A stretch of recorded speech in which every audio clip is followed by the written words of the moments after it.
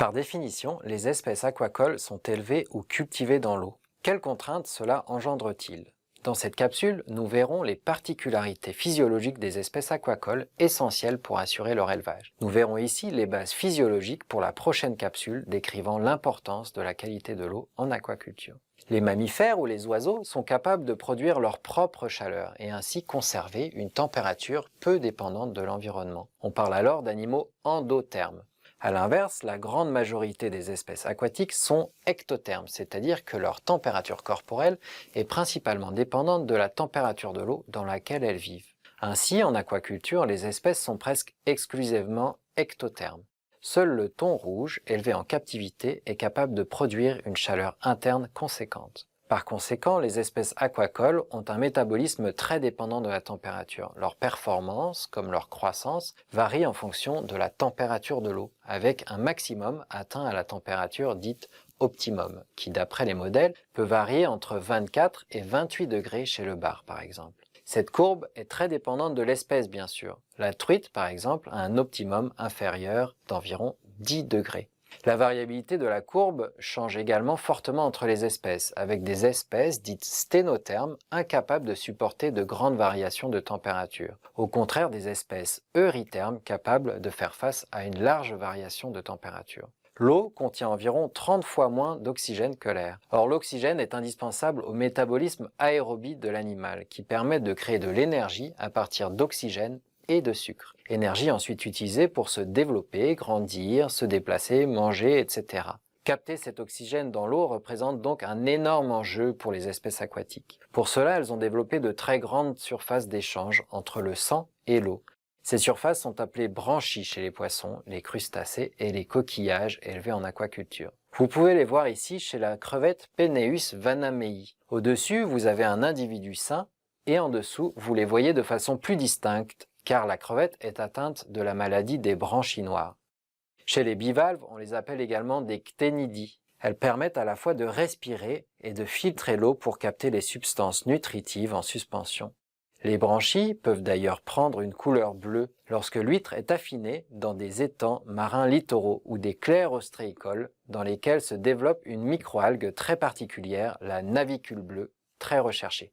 Chez la truite arc-en-ciel, les branchies sont formées de 4 arcs branchiaux sur lesquels sont fixés de nombreux filaments branchieux, eux-mêmes composés de lamelles dans lesquelles le sang arrive appauvri en oxygène et se recharge en oxygène à contre-courant de l'eau entrant par la bouche de l'animal. Ainsi, la surface disponible d'échange est très importante, à l'image des poumons chez les mammifères.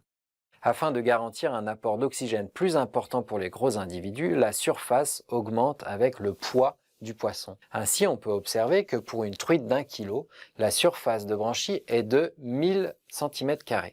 Cependant, de nombreuses espèces aquacoles disposent, en plus de leurs branchies, d'organes permettant d'extraire le dioxygène directement de l'air. C'est le cas du panga, Pangasianodon hypophthalmus, qui utilise sa vessie natatoire comme d'un poumon, ou les poissons-chats, comme le poisson-chat africain, Clarias garriepinus, qui dispose d'un organe dit suprabranchial capable d'extraire le dioxygène de l'air qu'ils viennent chercher à la surface de l'eau. On pourrait également citer le tégument ou les intestins comme d'autres organes permettant la respiration chez certains poissons.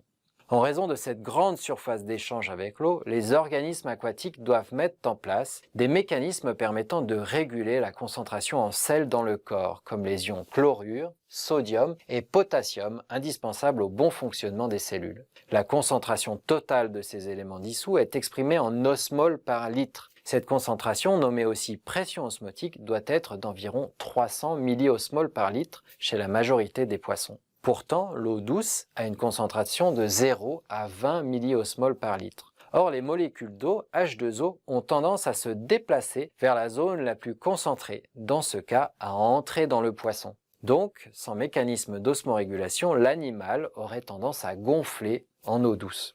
Au contraire, l'eau de mer a une osmolarité d'environ 1000 milliosmoles par litre. Donc l'eau a tendance à sortir de l'animal en eau salée.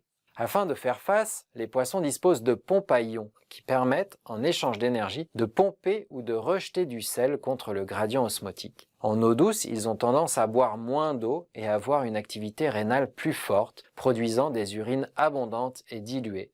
A l'inverse, en eau de mer, le poisson boit beaucoup et urine peu. Un poisson est donc capable de réguler son osmolarité. Il est dit osmorégulateur, à l'image des crevettes ou des poissons élevés en aquaculture. A l'inverse, les bivalves d'aquaculture sont osmoconformes, en raison d'une osmolarité des fluides internes qui varie en fonction de la salinité. Ces mécanismes sont plus ou moins efficaces suivant les espèces, avec des espèces capables de faire face à une large gamme de salinité. On parle d'espèces euryalines, au contraire des sténoalines.